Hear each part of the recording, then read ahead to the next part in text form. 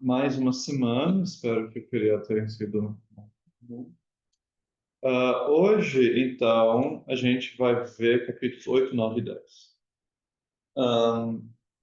Eu estou com uma condição, bem, eu não sei se é médica, mas eu tenho dois tipos de dias esses dias. Eu tenho os dias em que eu estou exausto e tenho os dias em que eu estou cansado.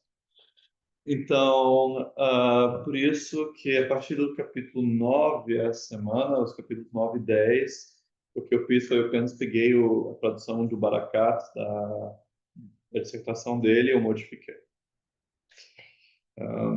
Mas, então, a gente precisa montar um texto e se fosse para eu traduzir como estava fazendo as coisas desde o zero, não ia dar.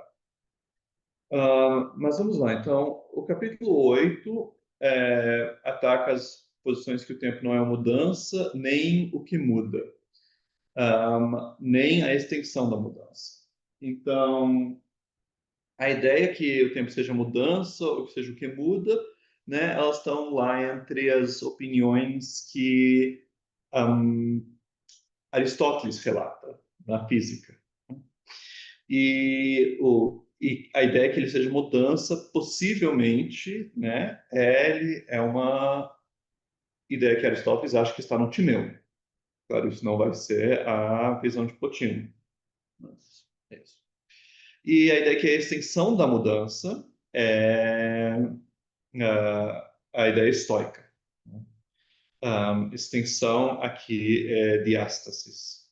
E é, de vez em quando essa palavra diástasis também é traduzida como intervalo ou dimensão.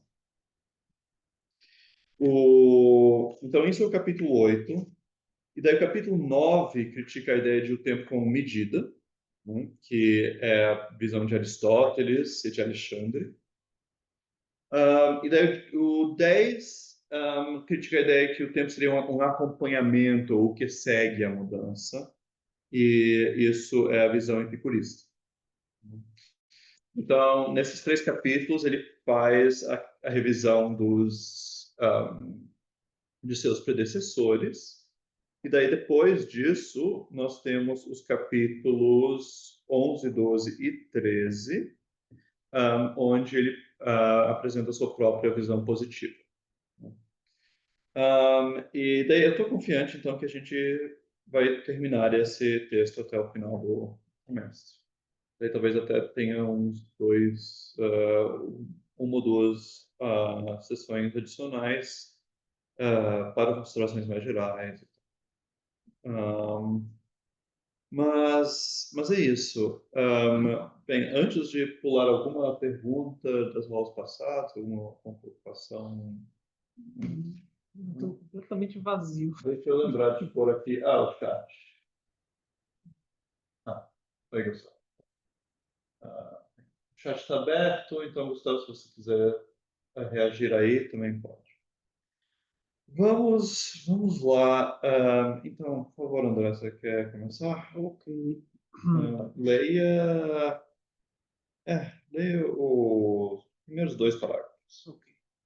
O tempo não é uma mudança, nem o que muda, nem a extensão da mudança. 8.1.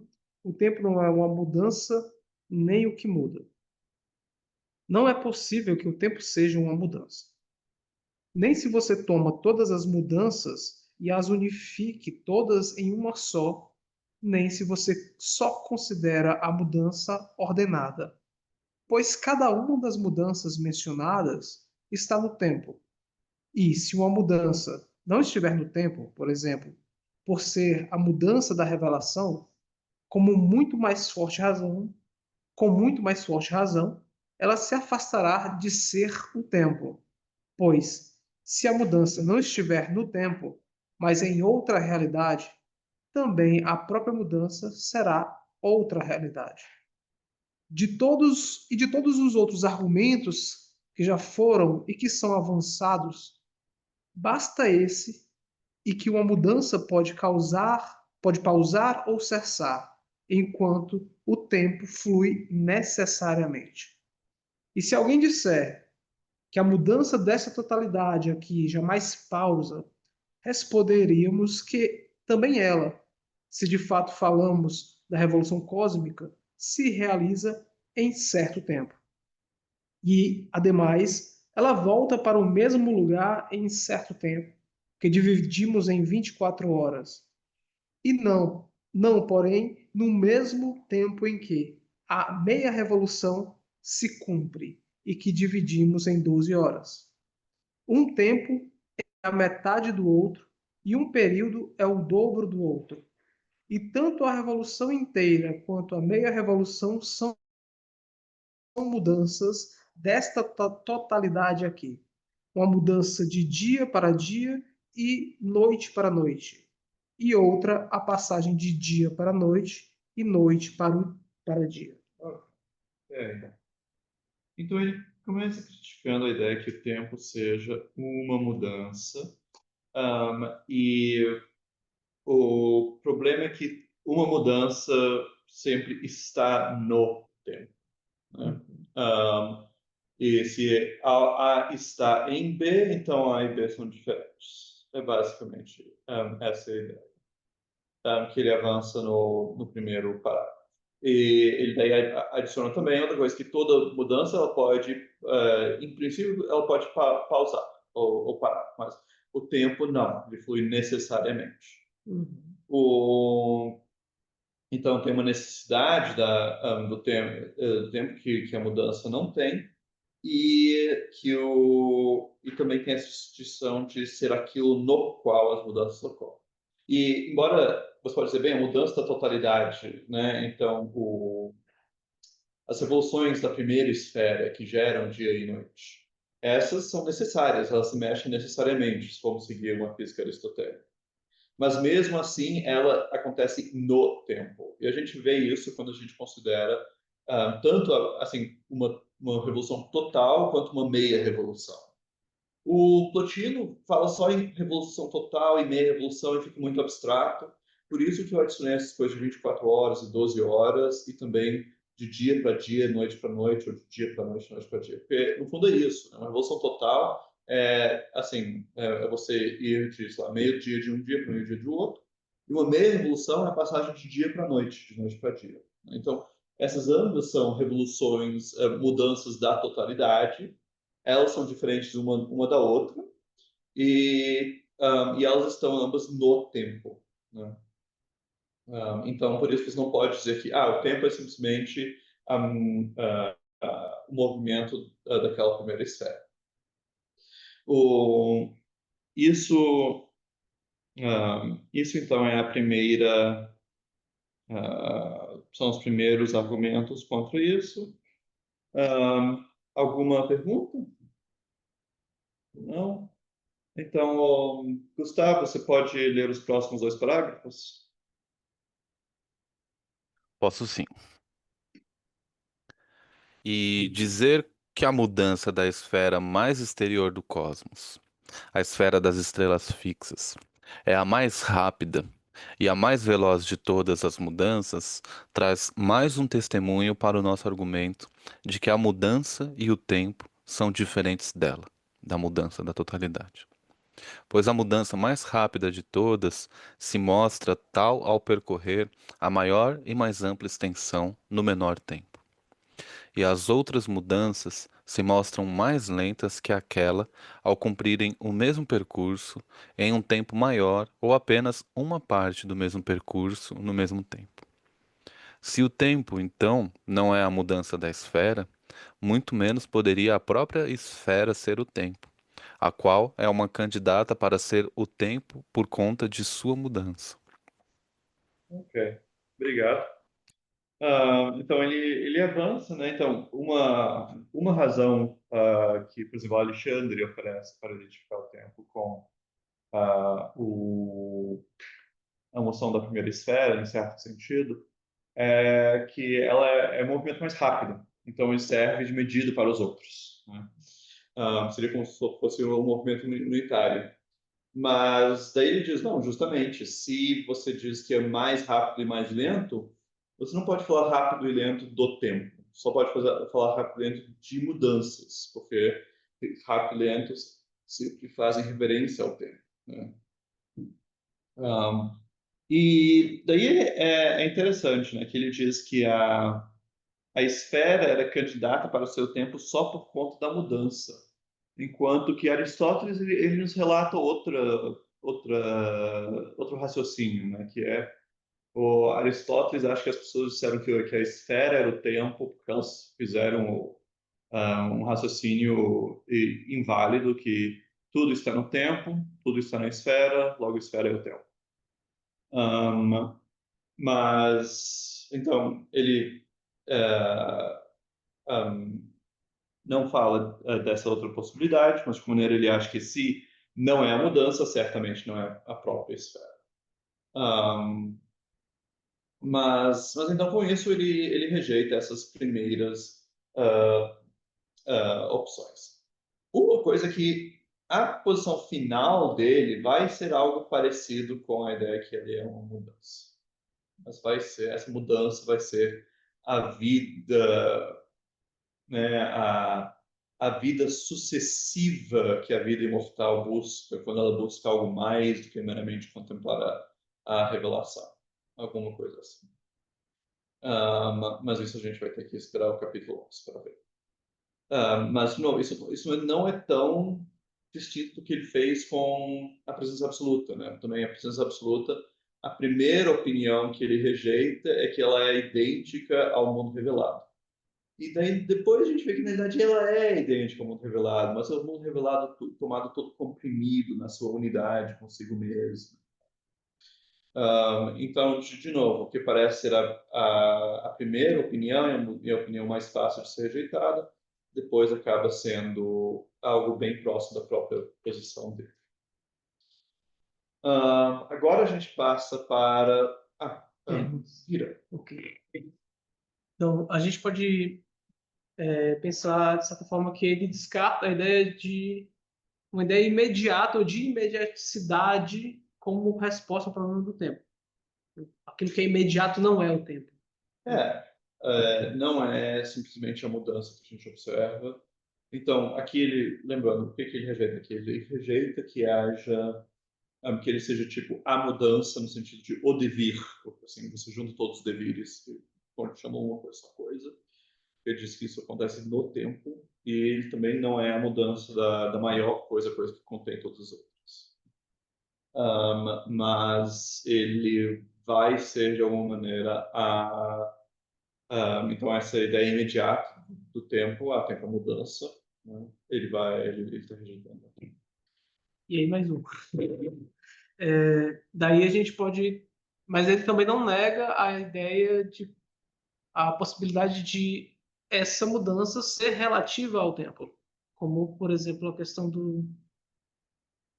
da velocidade, da rapidez. Justamente, não, eu acho que ela é sempre relativa ao tempo. Sim. O problema é justamente isso. Essa coisa não pode ser o tempo, porque a gente diz que ela é rápida ou lenta em relação. Isso, na verdade, assim, já nos dá uma certa dica de que vai ser talvez outra mudança, uma mudança em outro sentido. Porque, bem, como as noções de velocidade nos indicam, o tempo, de alguma maneira, mede, né? Ele vai também voltar a isso quando discutir a visão de Aristóteles, de alguma maneira mede as mudanças. Ora, para uma coisa medir a outra, ela precisa ter a mesma dimensão que ela, né? A gente mede, a gente mede uma população por cabeças, né? A gente mede um comprimento por um comprimento, um volume com um volume. Se isso está medindo mudança, daí tem que também ser algo como uma mudança, né? Pelo menos ter a mesma dimensão que. Mas isso aqui estou antecipando um pouco. O problema é que os estoicos e Aristóteles e tal, eles definem o tempo de certa maneira como aquilo que mede, mas daí o problema é que Aristóteles diz que, mas você não diz o que é que mede. Você está falando a função do tempo, mas você não está falando o que o tempo é. Um, e aqui ele também ele acena para isso um pouco já primeiro parágrafo, quando ele, por exemplo, diz que talvez haja uma mudança que não há no tempo, né? Aqui eu adicionei em colchetes, porque isso pode parecer algo muito estranho. Uma ideia que a gente já viu é que a mudança é uma das cinco Megista Gêmea, né? Uma das cinco luzes da revelação, né? Pela qual ela ilumina todas as coisas. E então a mudança é uma delas e, claro, enquanto tal, essa mudança ela não está no essa mudança é apenas outro nome para a atividade da revelação. Mas com isso a gente agora passa para a discussão da visão histórica. 8.2. O tempo não é a extensão da mudança. Você quer ler o primeiro parágrafo? Aí? Ok. Pode virar. Talvez então o tempo seja algo que pertença à mudança. Se formos dizer que ele é a extensão da mudança, em primeiro lugar, há de se considerar que não há uma única extensão para todas as mudanças, nem mesmo para mudanças da mesma espécie, pois a mudança se realiza de maneira mais rápida ou mais lenta, até mesmo a mudança em um mesmo lugar. E as extensões de tanto o movimento mais rápido quanto o movimento mais lento são medidas uma na outra, a qual corretamente alguém chamaria tempo. O tempo será a extensão de qual das duas mudanças, ou melhor, de qual das infinitas mudanças? E se alguém disser que o tempo for a extensão da mudança ordenada, não o será de todas as tais mudanças, pois as mudanças ordenadas são muitas, de modo que também serão muitos os tempos.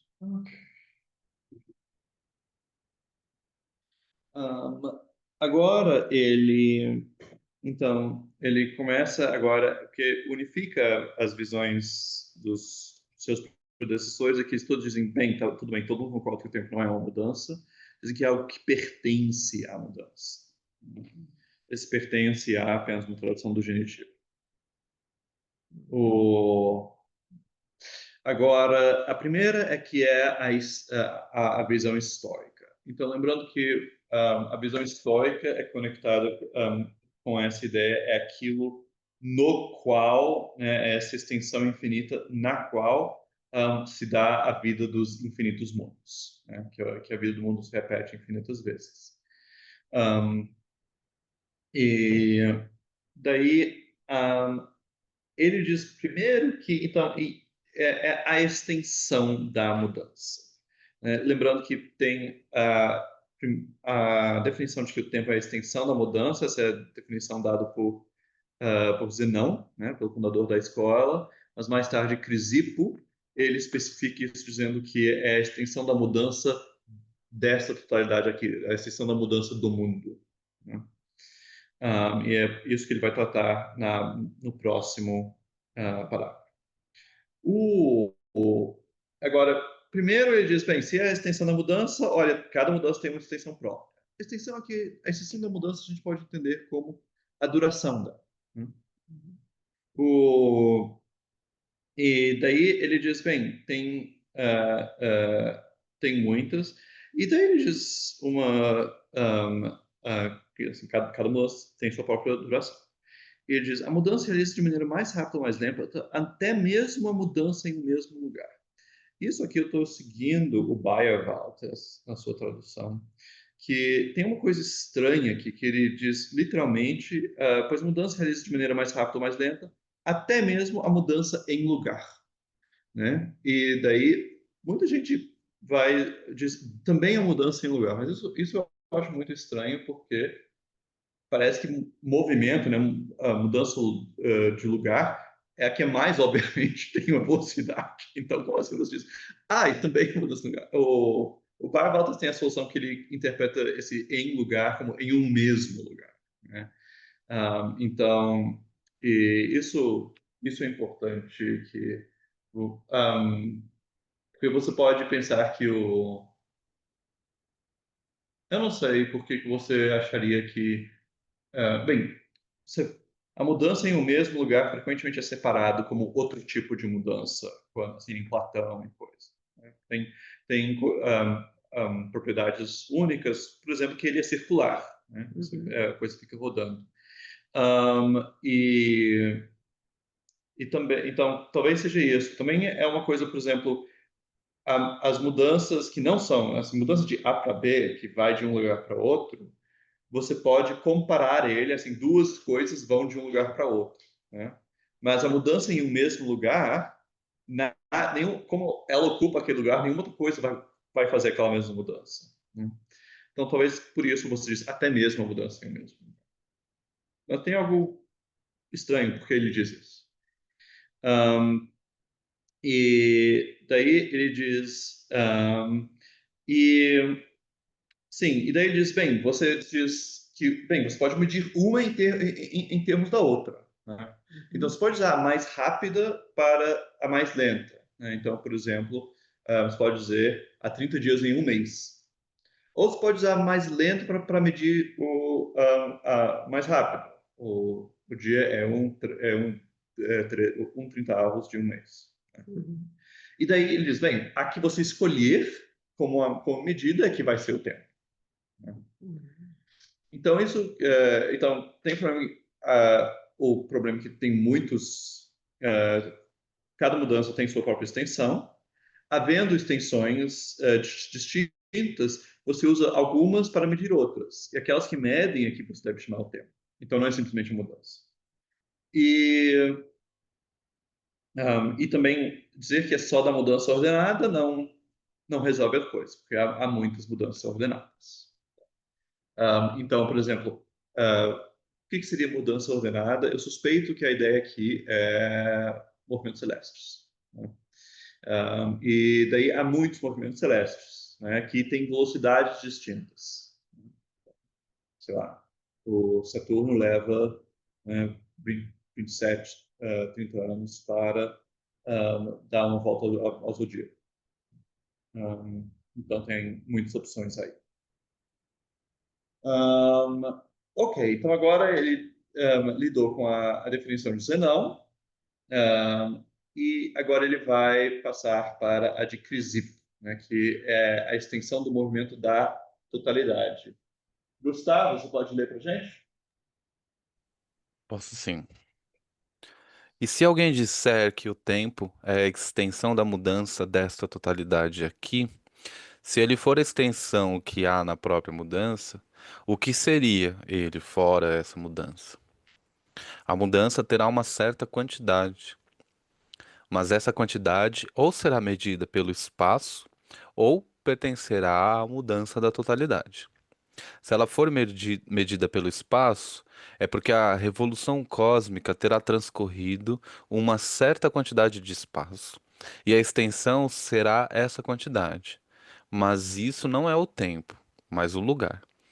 Se a quantidade pertence à própria mudança, isso se deve à continuidade desta última e o fato de que ela não para em linha reta, mas se realiza sempre.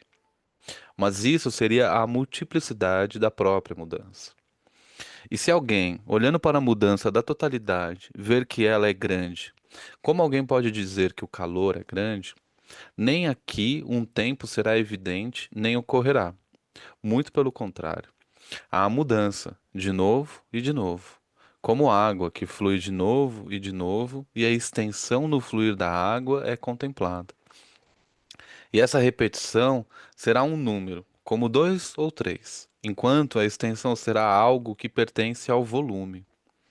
Dessa maneira, então, a multiplicidade de uma mudança, como 10 ou como a extensão visível no volume, por assim dizer, da mudança, não inclui uma concepção do tempo, mas será essa quantidade que apareceu no tempo, ou o tempo não será em toda parte, mas apenas na base da mudança. Ok, obrigado. Então, aqui o argumento é um pouco mais complexo. Então, aqui o estoico especifica e diz: não digo extensão de qualquer mudança, mudança da totalidade. Então, aqui tem uma mudança, claro, o problema de qual mudança você está escolhendo, não tem mais. né? Mudança da totalidade do mundo. Ah, e, e daí ele diz, bem, o que é, então, essa extensão da mudança do mundo? Ele diz, olha, tem dois candidatos. Uma coisa que, bem, você está pensando no movimento da primeira esfera. Você pode, por assim dizer, medir quanto espaço, né, que a esfera transcorre ao fazer uma revolução. Então, vamos dizer, isso é a periferia do mundo. Né? Mas daí, isso aí não é tempo, é espaço. Então, aqui está, isso é o ponto um pouco feito hoje. Que, assim, é algo que eu acho que talvez essa passagem diretamente inspire Bergson, que você falar do tempo como uma quantidade de alguma forma espacializar o tempo, né? Porque o que você está medindo não é o tempo em si, você está apenas medindo o quanto que, né, o quanto espaço o mundo, o mundo está transcorrendo, ou no caso de nossa cosmologia, você apenas está medindo o quanto espaço que a Terra está transcorrendo ao fazer uma revolução. Então, isso. Mas ele diz, bem, talvez não, mas talvez não seja é uma quantidade que pertence à própria mudança. E, e daí ele diz, bem, não, mas isso de novo, isso é como a gente não vai ter uma coisa distinta da mudança.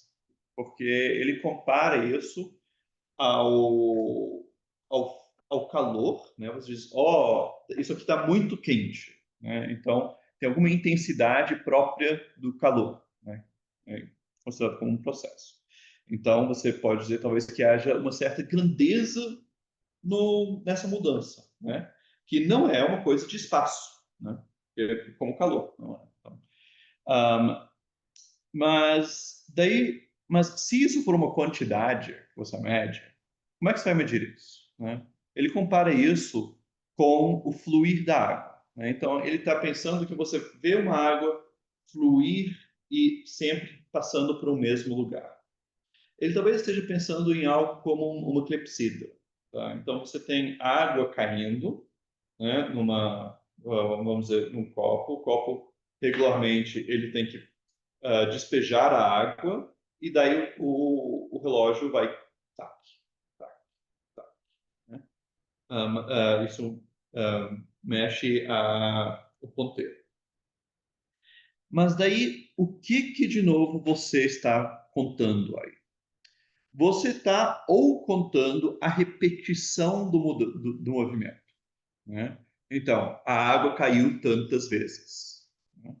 Então, essa quantidade é apenas a repetição da mudança, não é algo distinto da mudança, né? Ou você está calculando alguma coisa como o volume de água. E, de novo, você não está medindo o tempo em si, você está reduzindo ele a algo espacial. Então, né, a mudança é sempre associada a certa quantidade. Um, mas essas quantidades, essas extensões, um, elas não conseguem ser o que é o tempo, né? Um, o, que ou elas são só a repetição da mudança, ou elas são algo espacial.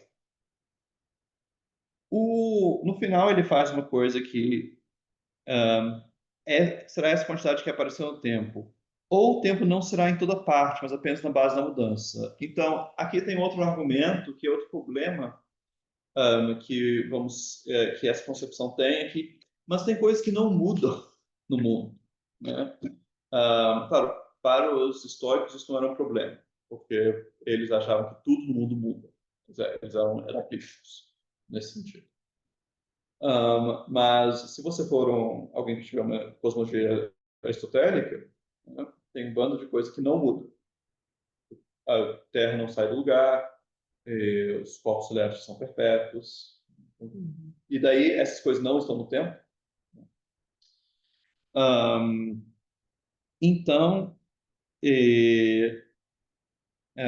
então, com isso, ele rejeita a opção de... ele dá um primeiro argumento contra a visão de crise. Agora, ele vai ter mais dois argumentos, mais dois parágrafos a esse respeito. É você? Ah, tá. Beleza. Sim. Eu leio esse primeiro, né? Bem, esse é curto, então... Os dois. Leia os dois. Ok. Vamos aqui, confere, a gente termina. E ainda outro argumento é que dizer o tempo é a extensão da mudança quer dizer que o tempo é uma mudança, pois a extensão não existe fora da mudança e a mudança não ocorre de uma vez. Mas, pelo que não é de uma vez, difere do que o é senão por estar no tempo, de modo que nem a mudança estendida, nem a sua extensão são o próprio tempo, mas estão no tempo. Mas se alguém disser que a extensão da mudança for o tempo, não da própria mudança, mas aquela extensão pela qual a própria mudança possuiria uma coextensão, como que correndo ao lado dele, ele ainda não disse o que é isso. Pois é claro que isso é o tempo, no qual a mudança ocorreu. E isso é o que o nosso argumento tem buscado desde o princípio, aquilo cuja presença constitui o tempo. É um caso parecido, na verdade idêntico, ao de alguém que, se interrogado sobre o que é o tempo, respondesse que é a extensão do movimento do tempo. O que é então essa extensão que se chama tempo, a colocando fora da extensão própria da mudança? Pois, de novo, quem coloca a extensão na própria mudança estará perplexo sobre onde colocará a extensão do repouso, pois o quanto algo mudar, tanto também ficará fixo, e outra também, se você disser que o tempo é de cada um deles, não, De cada um deles. de cada um deles for o mesmo, mesmo. sendo evidente que ele é distinto de ambos. O que então é que e que natureza tem essa extensão? O que então é e que natureza tem essa extensão? Pois não pode ser espacial, pois o uso também lhe advém de fora. Ok. Legal. Aí no final preciso suavizar a questão. Mas, então, ele primeiro então traz outro argumento, que é dizer que o tempo é a extensão da mudança e reduzir ele à mudança. Porque a mudança que acontecem todas de uma vez e há mudanças que não acontecem de uma vez. E se for uma mudança extensa, é uma mudança que não acontece de uma vez, mas dizer que uma mudança não acontece de uma vez quer dizer o quê? Que ela acontece no tempo. Tem algo circular aí. E daí ele diz, não, mas a pessoa pode dizer que... Então, essas opções todas dependem de você dizer que ela vai ser alguma extensão, quantidade que pertence à mudança intrinsecamente. Né? Então, por exemplo, vai ser o espaço que ela percorre por um movimento, ou se vai ser quantas vezes ela se repete, ou vai ser algo como equivalente ao volume da água, né? A quantidade de coisas afetadas. E nada disso pode ser o tempo. Mas aí ele pode querer dizer, não. O que eu quero dizer com a extensão é que tem essa extensão que existe separada das mudanças, que ela como se fosse corre junto com elas. E é isso que eu estou chamando de tempo. Então, muito bem, sim, exatamente isso que a gente quer saber o que é, mas você não me disse o que é. Você disse que é algo que corre junto com a mudança, mas não me disse o que é essa coisa que corre junto com a mudança. Né? E, por fim, ele volta a esse ponto que eu tinha levantado assim, bem rapidamente antes. Também coisas repousam por um certo tempo. né? Então, e assim, enquanto uma coisa está se mudando, outra coisa está fixa. Então, tanto uma quanto a outra tem que ter tempo, né? Então, não pode ser só uma coisa. As coisas, você não pode definir o tempo com a extensão da mudança. Vai ser também a expressão desse repouso. Tem até ah, um filólogo alemão, filólogo barra filósofo, todo lembrar o nome dele, alguém que escreveu muito sobre Píndaro. E ele tem uma ideia que a gênese do tempo, da noção de uma noção separada de tempo, vem da esfera. Vem aquele assim, eu esqueço o argumento, alguma coisa desse tipo assim, os, ah, os casos mais antigos de você usar a palavra Cronos são sempre, em contexto tipo Homero, Exíodo, são pessoas esperando que alguma coisa aconteça. Claro, e um espera é um repouso. E você pode, assim, fenomenologicamente tem certa plausibilidade isso, né? Claro, a gente sente mais o tempo quando a gente não está fazendo nada, está só esperando alguma coisa acontecer. O, ahm, mas, enfim, dessa maneira, então, esses são os argumentos que ele traz contra a visão histórica, né? Então, que podemos dizer que talvez seja, lembre de várias ideias nossas sobre o tempo, né? Você está pensando no tempo como uma dimensão, ou como algum repositório dentro do qual os eventos se localizam, né? Então, isso aí tem várias concepções, vamos dizer, comuns, né? Hoje em dia do tempo, que se aproximam dessa visão estoica, mas, de novo, ele vai dizer, ou você não está medindo o tempo, está reduzindo o tempo ao espaço, ou propriedade das coisas, ou você está corretamente assim, apontando para o tempo, mas você não está dizendo o que ele é, né? Você está apontando para a sua função e não para a sua essência. A gente passa agora para o capítulo 9, que é sobre ah, a ideia aristotélica peripatética, de que o tempo é medida, né? Aristóteles parece preferir a palavra número, mas Plotino prefere medida porque ele acha que número é para coisas discretas só. Mas ele discute tanto número quanto medida aqui nessa coisa. Então, Gustavo, você quer ler esse primeiro parágrafo do 9? Leia assim. O tempo como medida. É preciso investigar como o tempo poderia ser número ou medida da mudança. Medida é um termo melhor, já que a mudança é contínua. Primeiramente, se alguém disse que o tempo é medida de toda mudança, também aqui temos a dificuldade semelhante de saber se ele pertence a toda mudança mesmo, assim como no caso de o tempo é a extensão da mudança. Pois como alguém poderia contar a mudança desordenada e irregular? Que número ou medida seria e, ainda, qual seria o padrão de medida? Se forem medidos pelo mesmo critério, as mudanças ordenadas e desordenadas, e toda mudança em geral, rápida ou lenta, o número e a medida seriam como um 10, que medisse tanto 10 cavalos quanto 10 bois, ou como uma mesma medida para o líquido e para o sólido. Obrigado.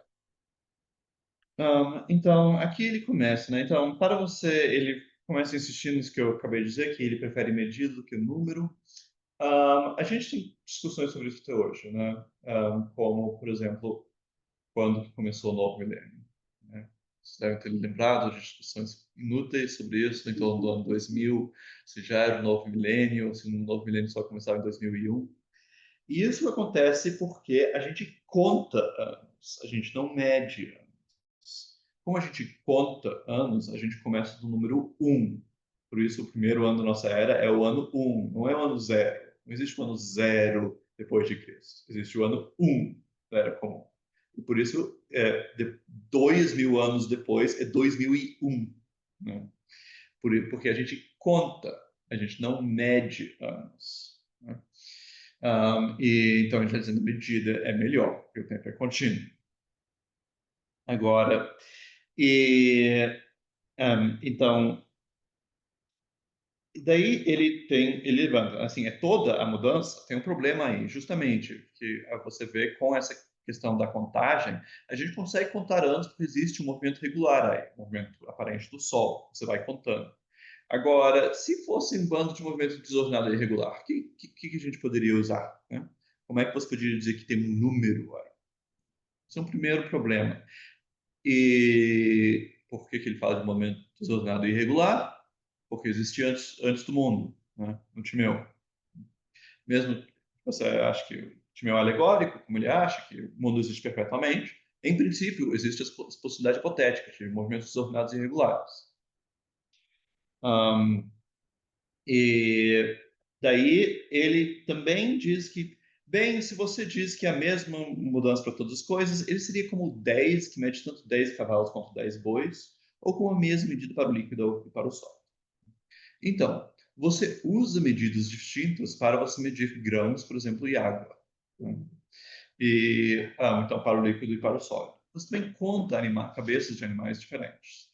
Boi e cavalo talvez não torne isso tão claro. Mas pense em cavalo e formiga. Né? 10 formigas são poucas formigas. A gente vai, quando você vê formigas, você vê muito mais do que 10 formigas. 10 cavalos? Não, 10 cavalos já é uma quantidade razoável de cavalos.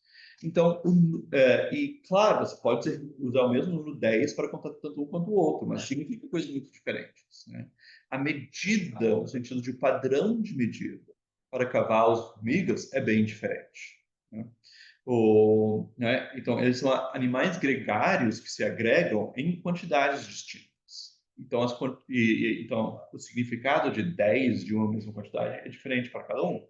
Da mesma maneira que, sabe, um litro de café e um litro de água são coisas bem diferentes.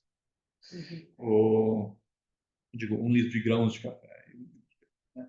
Então, isso aí, então, ele já indica um certo, assim, ele não desenvolve esse ponto, isso vai ser um ponto que Proclo vai desenvolver mais, mas já indica um certo problema de dizer, não, tem um tempo para todas as coisas, como tem um número para todas as coisas. Porque esse já não é mais o número que realmente importa. Né? Já é a gente fala disso quando a gente está contando, bem, para falar mais concretamente de tempo, de anos, idade de cachorro e idade de pessoa. Né? Um ano de ser humano é bem menos que um ano de cachorro. Os cachorros envelhecem mais rápido. Então, e você disser, não, é o mesmo, assim, o tempo passa o mesmo para todo mundo. Mas a idade não passa o mesmo para todo mundo. E se você está falando agora do tempo como desse tempo abstrato, que é o mesmo para todo mundo, parece que assim, isso é só uma abstração nossa. Não existe um processo físico comum real aqui. Mas isso, então, são os pontos que podemos extrair desse primeiro parágrafo.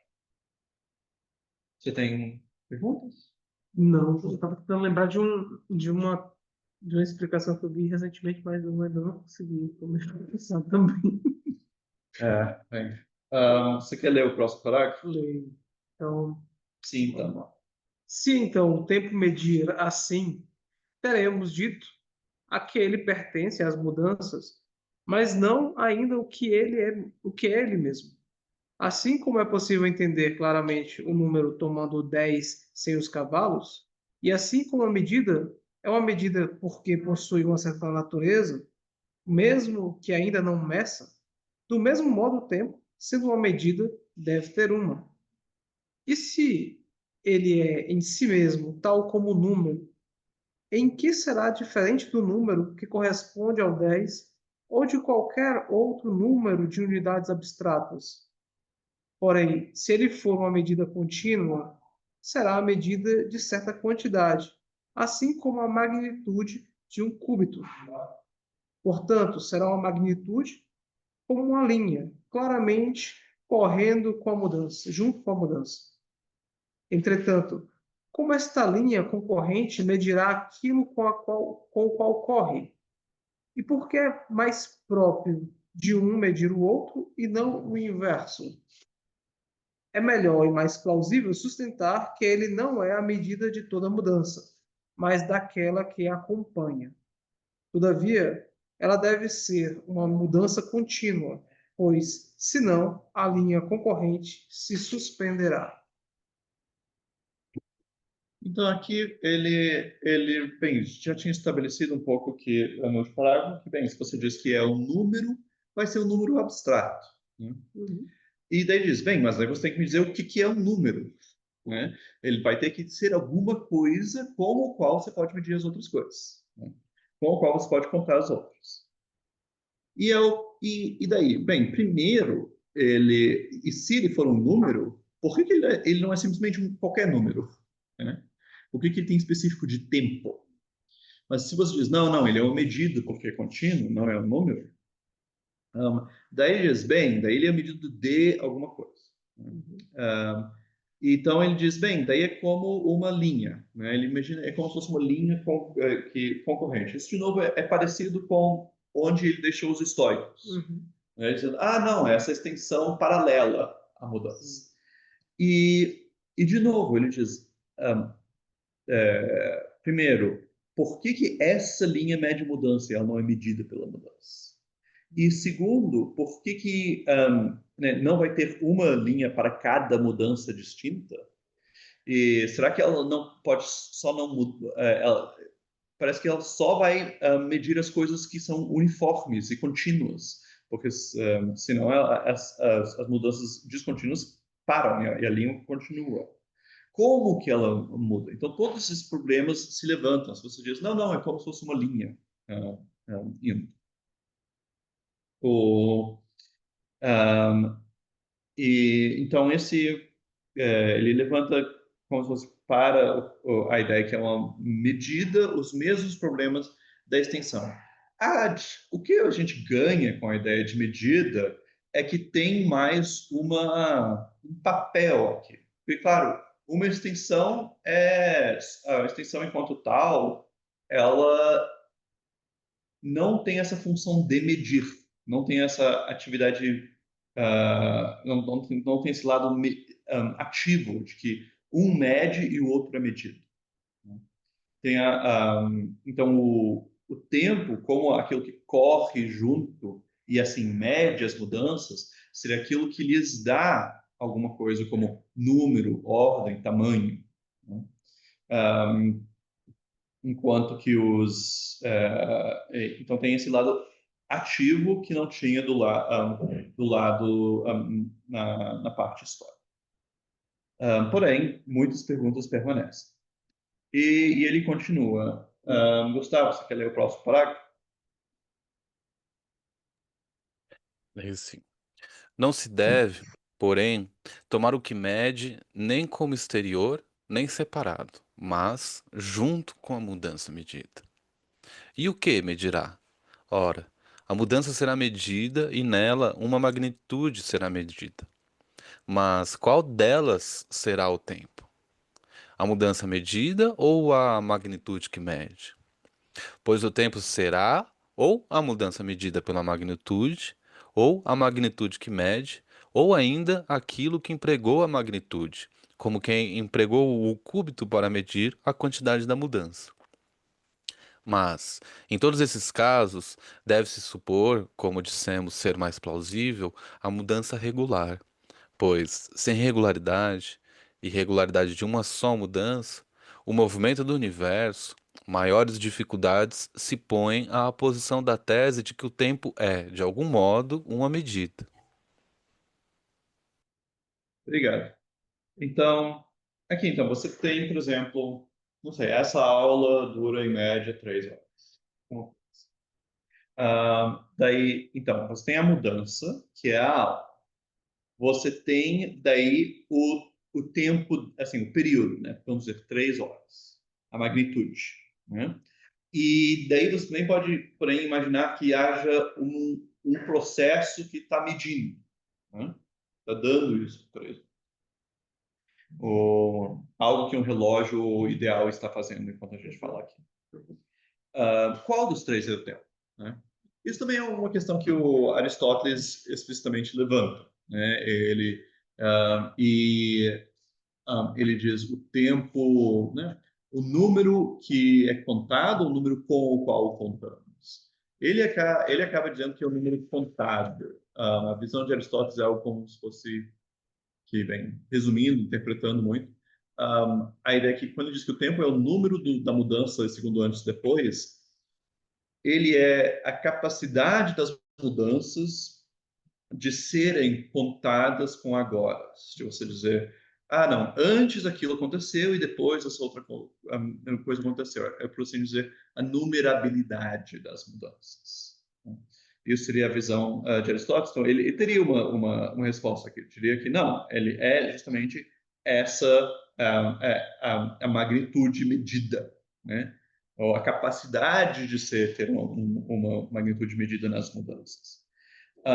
Mas, de qualquer maneira, ele diz Plotino levanta o problema, você tem que escolher uma dessas.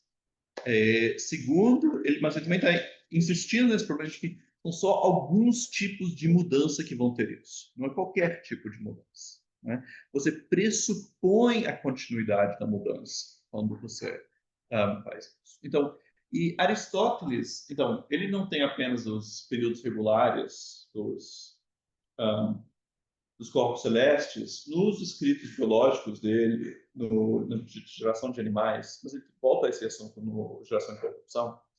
Ele também escreve que os processos naturais, ele está pensando, por exemplo, a longevidade dos animais, se mede necessariamente com períodos naturais, que quer dizer períodos celestes.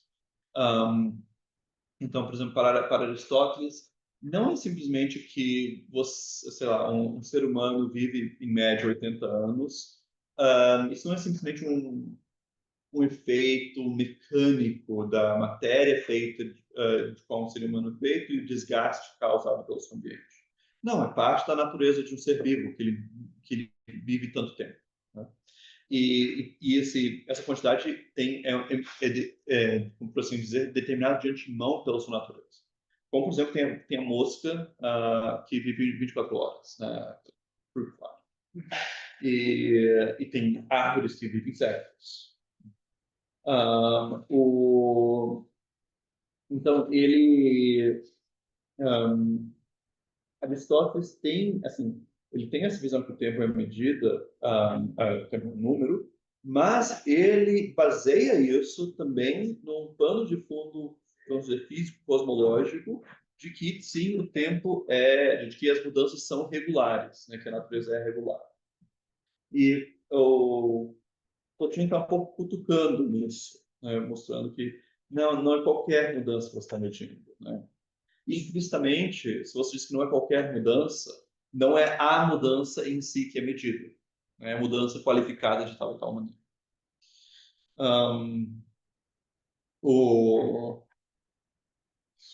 Como quando você diz... isso você pode... É um tema, tipo de objeção comum hoje em dia, quando a gente está falando de avaliações, né? De que não, você não está avaliando diretamente o desempenho do aluno ou a inteligência de uma pessoa, ou uma coisa assim. Você está simplesmente avaliando quão bem ela sai numa prova.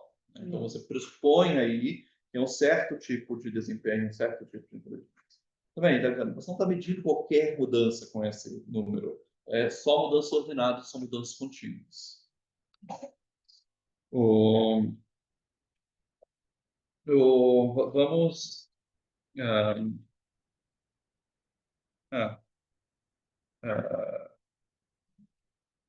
Peraí, que horas são? Eu esqueci porque a gente tem que, em algum momento, fazer uma. Três, duas, tá. Só mais um. Vamos até 3h30.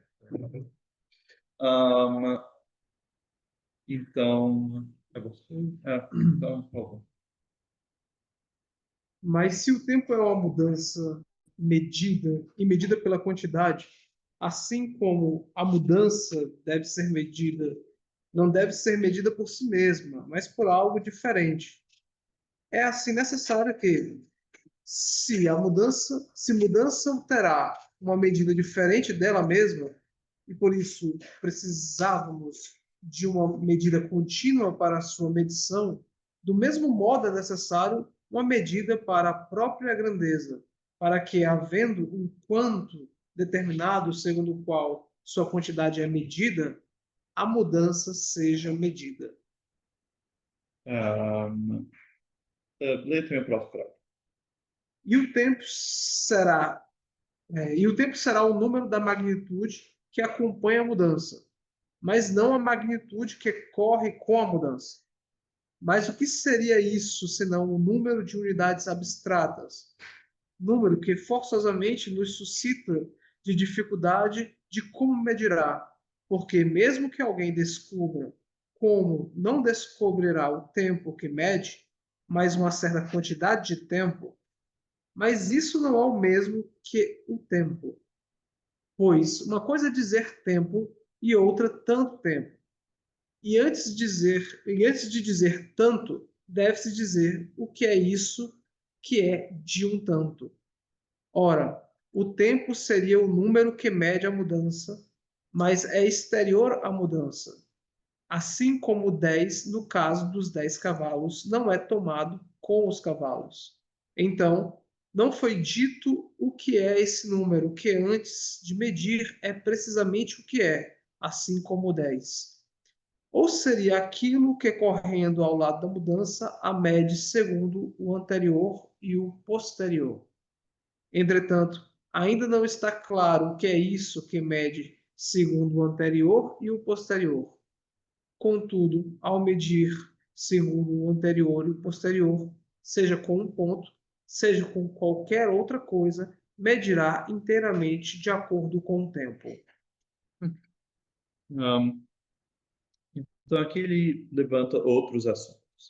Nesse primeiro parágrafo, ele diz: bem, se você diz que é a medida, né, que você está usando uma medida para algo como, né, um comprimento para medir comprimentos, você está usando uma mudança para medir mudanças, você precisa de uma unidade, né? Uma unidade que seria um certo quantum, né?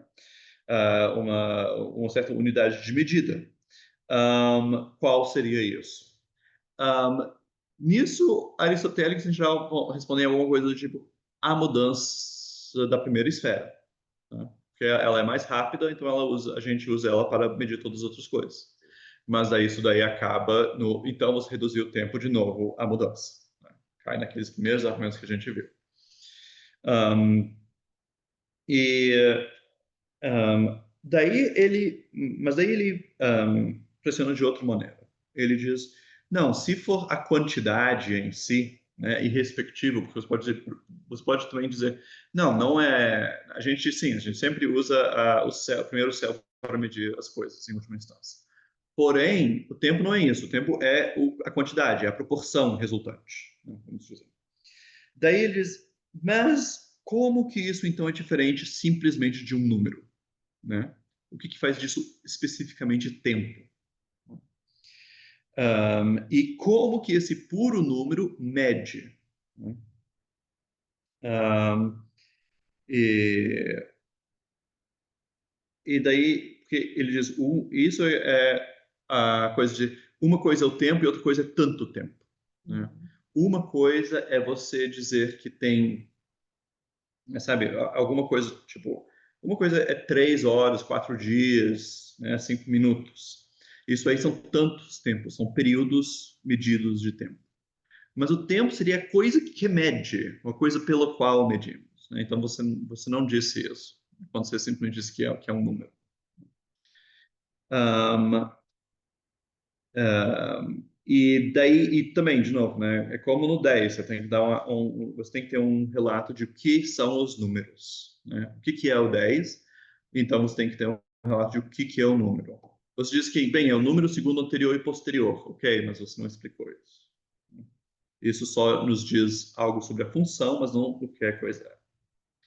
Ele diz seja com um ponto, seja com qualquer outra coisa. O ponto seria o agora, né? Seria você medir o tempo fazendo como se fossem cortes, né? Por exemplo, aquele como quando você grava alguma coisa, por exemplo, grava um vídeo e tem lá, né? Você vê o vídeo passando e daí você vai ver assim de baixo, assim, o programa, né? Ele te mostra as cenas e te mostra daí lá os vários Tzinhos, né? Então, aí seria como se fossem pontos que você pode usar, mas também com qualquer outra coisa. Você pode medir com algo contínuo também, não com pontos. Um, então, essas perguntas estão. Tem algo, de fato, tem uma impressão um pouco desorganizada aqui. O Totino está simplesmente jogando tudo que ele tem. E ele parece se repetir um pouco. Eu acho que, de fato, tem um pouco disso aqui. E eu, pelo menos, ainda não consegui penetrar tanto em ver uma ordem super lógica em como ele avança todas essas objeções. Uhum. Ah, É como se ele estivesse realmente exercitando ali o sim, próprio processo do pensamento, né? é, E voltando de um ponto, voltando de um ponto. de fato. E você pode também pensar nisso o que o Porfírio diz. O Porfírio nos diz que ele nunca revisava seus textos. Né? E que ele tinha uma visão muito ruim, que ele não conseguia ficar lendo, né, no final da vida, que era quando ele escreveu. E, então, ele só ia, assim, ele compunha de cabeça, e era uma habilidade que antigamente se ensinava, hoje em dia não mais, mas ele compunha textos inteiros na cabeça. E daí ele passava a falar ou passava a escrever, mas ele não voltava atrás para corrigir nada. E saía erro de ortografia e coisa. Então é capaz que também aqui, talvez isso nem seja um texto tão composto na cabeça, está realmente pensando e escrevendo ao mesmo tempo. Assim, ele tem alguns pontos que ele quer fazer contra a teoria aristotélica, mas não está tudo tão organizado assim.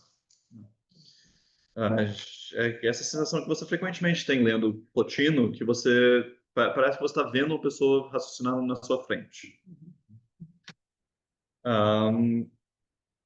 Bem, vamos pausar aqui, porque na verdade temos só mais uma página. Então vamos pausar aqui e a gente volta às 5h50. 3h50. Vou pausar a gravação aqui. Então a gente terminou aqui no De Acordo com o Tempo. Então estamos no meio da crítica da visão aristotélica, peripatética. Bem, a gente recomeça. Você pode começar então. O tempo será? Ok. O tempo será, portanto, aquilo que mede a mudança pelo antes e depois, o qual possui o tempo e o toca para que meça. Pois ela ou o toma antes e depois no lugar, como o começo de um neutro, ou será necessário que tome o antes e depois temporal. Porque, de modo geral, o antes e o depois são, por um lado, o tempo que cessa no agora, e, por outro, o tempo que começa a partir de agora. Portanto, o tempo é algo diferente do número, que, segundo o anterior e o posterior, mede não apenas o movimento de qualquer tipo, mas, em particular, o ordenado.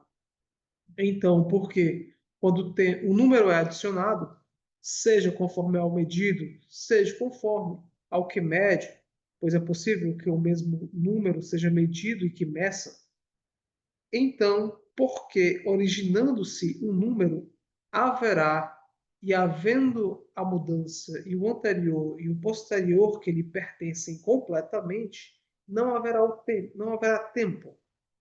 Seria o mesmo se alguém dissesse que a magnitude não é da quantidade que é, a menos que ele entenda que isso seja de determinada quantidade. Esse aqui está um pouco abstrato. A tradução precisa melhorar. Esse aqui está um pouco abstrato, e a tradução precisa ser melhorada um pouco, mas de modo geral, o que está acontecendo aqui então, ele diz, ok, Aristóteles diz, não é qualquer número, é um número que mede a mudança de acordo com o antes e o depois. Tá? E daí diz, bem, antes e depois, como que há antes e depois na mudança? Pode ser que seja antes e depois no espaço, né? Então, como uma corrida, né? Ela tem um começo e um fim, né? Daí pode ser que muda. Então, a corrida tem antes e depois, porque ela tem antes e depois, assim, ela recebe a sua ordem do espaço que ela afeta. Porém, ele rejeita isso sem explicar, provavelmente porque, de novo, ele vai dizer, então você está reduzindo o tempo de novo ao espaço. Então ele diz, não, então é o antes e depois temporal. Mas ele vai dizer, antes e depois temporal. Mas então você vai estar definindo o tempo pelo tempo. Né? Você diz, o tempo é, é o número da mudança de acordo com o antes e depois. O que é o antes e depois? O antes é o tempo antes do agora e o tempo que cessa no agora e o depois é o tempo que começa no agora. Ou seja, o tempo é o número que mede a mudança de acordo com o tempo que cessa no agora e com o que começa no agora. Então, sua resposta é completamente circular. E também, eles, olha, se existe esse anterior e posterior temporais, por que não basta esse anterior e posterior temporal na mudança? Por que você precisa dizer que há um número também? Né? Isso é essa outra parte. Né? Porque quando um número é adicionado, seja conforme a medida, seja conforme o que mede, então por que originando-se um número haverá tempo? Né? Porque só quando originando, assim, o que você especificar que o, número, que o tempo é uma medida, o que isso adiciona ao tempo? Né? Se você já tem a ideia de anterior e posterior temporal. Isso deveria bastar. Né? Ele diz que seria o mesmo se alguém dissesse que a magnitude não é da quantidade, que é a menos, não é da quantidade, que é, a menos que ele entenda que isso seja de determinada quantidade. Né? Então, isso é como dizer que isso aqui são 5 metros, mas só se for. Mas você só pode dizer que é 5 metros se é de, sei lá, se é de pano. Assim, por que quando você diz que é de pano que você pode dizer isso? Então, isso são simplesmente mais perguntas. Eu acho que a definição aristotélica é circular. Daí, no final, ele muda um pouco de assunto para a infinitude do tempo. É uma coisa interessante. Ô, Gustavo, você quer ler? Opa, leio sim. Todavia, como o tempo é infinito e é dito ser tal, como poderia haver um número intrínseco a ele? A menos que alguém separe uma parte dele e a meça, do que resulta que o tempo está nessa parte antes mesmo de ser medido. Mas por que o tempo não existirá antes da mente mortal que o mede? A menos que alguém diga que seu aparecimento se encontra na própria vida. Por quê? Por causa da medição, isso não é necessário de modo algum, pois ele é o quanto é mesmo que ninguém o meça. Mas alguém poderia dizer que a vida é quem emprega a magnitude para medir. Contudo, em que isso poderia contribuir para o conceito de tempo? Então, aqui ele apela para dois fatos distintos. O primeiro é a infinitude do tempo. Né? Algo central para Aristóteles, não faz sentido falar de uma primeira mudança, uma última mudança, um primeiro agora, um último agora final. Ele é infinito, mas daí como é que ele pode ter um número intrínseco? Né? E porque o número naturalmente sem o infinito é naturalmente sem número. Isso também vai ser um argumento dele sobre o demiurgo. Ele vai dizer que o demiurgo não pode conhecer o tempo, porque o demiurgo conhece coisas determinadas, o tempo é infinito. Mas isso em outro tratado. E daí ele diz, bem, se cada parte do tempo tem um certo número, Mas daí, assim, o tempo, mas isso mostra que o todo, o infinito tempo é anterior às partes que você separa dele. Então, isso vai querer dizer que o todo, que o tempo em si é anterior ao número, se o número sempre se dá somente a uma parte. Uhum. Se a gente sempre só diz que, por exemplo, você só pode medir parte do tempo, 2 horas, 3 dias, alguma coisa, daí isso quer dizer que o tempo não é intrinsecamente numerado. Ele é o todo, não é só a parte. E daí ele diz, mas por que o tempo não existirá antes da mente imortal que o mede? Isso aqui está fazendo referência a uma coisa que Aristóteles diz. Aristóteles tem essa definição do tempo como o número da mudança, segundo antes e depois. E daí ele diz, bem, depois ele diz, bem, se tem um número, precisa ter alguém que numere. Precisa ter alguém que conte. Ele diz que não, isso é a psique, ou o nous. Até. E daí ele diz, bem, mas por que que isso pode ser um, isso assim, por que que a gente diz que o tempo é dependente da mente que é mente? Não tem razão para isso. Pertence à mudança. Isso também foi uma passagem que incomoda muito os leitores de Aristóteles medievais. Que coisa é essa? Parece alguma coisa subjetivista, né? Então, leitores de Aristóteles medievais que querem combinar Aristóteles com Agostinho adoram essa passagem. Agora, e daí ele diz, bem, a menos que alguém diga que seu aparecimento se encontra na própria vida. Isso, na realidade, é o que ele vai explicar depois. Ele está acenando para a sua própria posição. Mas ele diz, mas isso assim, só então se você tiver uma explicação no tempo que vê ele como surgindo de alguma maneira com a vida. Aí você explica. Mas não existe um argumento da medição, né, dele ser uma medida de dizer que tem que depender da mente. Então, isso que então é o final do tratamento de Aristóteles. Agora o 10 é curtinho, então tem um parágrafo que é sobre a ideia epicurista e o outro que resume todas as coisas, resume essa parte histórica. Então você pode ler ambos para a gente? Tá bom. Eu tinha uma pergunta, na verdade. Eu faço agora ou depois? Faz agora. Agora. Você pode olhar bacana. A primeira é uma pergunta bem ingênua. Que se em algum momento ele vai fazer alguma correlação entre a ideia de tempo e a ideia de ambiguidade. Ah, Veio a pergunta por conta do texto aqui, que de alguma forma o que ele está questionando seria exatamente a ambiguidade do argumento, de algum modo, nesse penúltimo parágrafo. Né? A ideia de ser aquilo que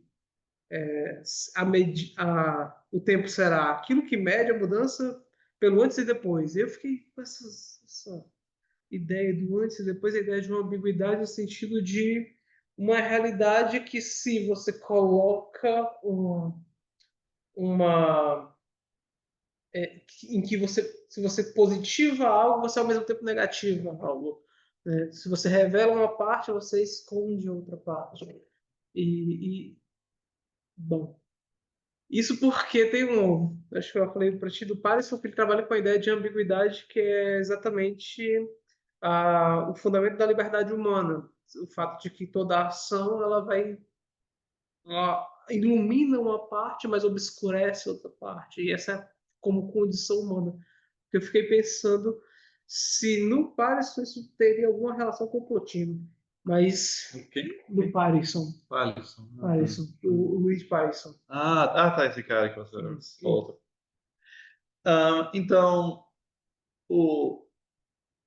no relato de Plotino, certamente tem algo a ver com isso, no sentido de que a gente viu que ele entendeu o Aion como uma presença absoluta. Então, o tempo vai ser justamente a questão do surgimento da ausência, e o surgimento desse jogo de presença e ausência e tal. E também tem algo de ambíguo que isso, assim, ele já um pouco falou no começo. Isso quando ele falou primeiro que, bem, assim, tempo e Ion, a gente sempre está falando dessas coisas, a gente não tem quando a gente pergunta o que é, a gente não sabe explicar. E também por especificar o tempo como imagem da presença absoluta. Então, como toda imagem é ambígua, porque pode querer ser, né, pode ser a imagem ou pode ser aquilo que ela representa. Então sempre tem essa ambiguidade entre a imagem e o que ela representa, porque a imagem é a própria presença daquilo que ela apresenta. Né? Então, é ela ou é o original? Né? E também isso é uma ambiguidade que vai ter no tempo, o próprio tempo, no sentido de que a sua presença é sua ou é a vida da revelação? Ou é a manifestação da revelação? Nisso se liga, assim, mais especificamente a isso que nós agora, seres humanos, podem realizar atos na presença absoluta. Então, não precisamos morrer para isso. Então, nossa experiência aqui está aberta a isso, a presença. Isso daí se liga à questão da liberdade humana. Aqui, mas por favor, leia para a gente o capítulo 10. Certo. O tempo como o que como que se segue a mudança. Dizer que o tempo é um acompanhamento da mudança não nos ensina o que ele é, nem nada revela. Antes de dizer o que é esse acompanhamento, pois talvez isso seja um tempo, mas é preciso investigar se esse acompanhamento é posterior, simultâneo ou anterior, se é que existe algum acompanhante deste último tipo. Pois o que quer que seja dito, será dito no tempo. Se for assim, o tempo será um acompanhamento da mudança no tempo. Entretanto, como não procuramos o que o tempo não é, mas o que é, se alguém percorrer as muitas coisas que foram ditas por muitos predecessores nossos, conforme cada uma de suas teses, estará fazendo mais propriamente história. Um tanto sobre essas teses foi dito em nossas incursões, e é possível refutar também aquele que diz que o tempo é a medida da mudança dessa totalidade aqui, com o que já foi dito e com o que dissemos agora a respeito do tempo como medida da mudança. Pois, com exceção da irregularidade, todas aquelas refutações que apresentamos contra eles serão pertinentes. Seria coerente dizer o que se deve pensar que é o tempo. Então, a solução empiricurista, ele despacha rapidamente. Eles dizem que é algo que acompanha o tempo, mas a questão toda é o que, assim, isso, de novo, só nos diz o que o tempo faz, não diz o que é o tempo. O que é esse acompanhante da mudança? Né? E também ele diz, é algo que é posterior, simultâneo ou anterior à mudança. Mas, por outro lado, posterior, simultâneo e anterior vão ser ditos de acordo com o tempo. Então, de novo, você estará definindo o tempo pelo tempo. Enfim, ele poderia continuar, ele não falou dessa possibilidade que o tempo é a medida da mudança dessa totalidade aqui, mas ele diz que os argumentos que ele já deu bastam para refutar essa posição também e quaisquer outras. Se alongar nisso seria fazer pesquisa, seria história, né? Mas agora, na verdade, é hora dele falar o que ele realmente acha que é o tempo. Isso ele vai fazer nos capítulos 11 a 13. A gente começa com isso semana que vem. E é isso. Então, isso aqui resolveu um pouco mais, foi essa parte histórica. Pois é, semana que vem não tem feriado. Eu espero que um raio não caia na minha cabeça nem nada. Sim, graças a Deus não somos americanos, porque senão seria um feriado, né? Seria 4 de julho. Mas, bem, temos muitas razões para sermos gratos que não somos americanos hoje em dia. Um, e, e é isso. Né, a gente começa. Então, tem 4, 11, 18 e 25 ainda. Então, eu vou ver se a gente também vai depender de quão densos são. Assim, agora as coisas vão ficar um pouco mais densas de novo, como ficaram naqueles últimos capítulos sobre a presença absoluta, né, que é um pouco mais densas. Então, pode ser que a gente acabe fazendo só um capítulo por sessão, e daí, se for, só vai ter mais um sobrando. Ou talvez a gente faça mais dois, alguma coisa assim. Ahn, seria bom. Quem tem que escrever alguma coisa. Apresentar, né? Que escreva. Que escreva, que apresente, também para a gente marcar a prova oral. Ok. Tá bom? É isso. É isso. Abraço.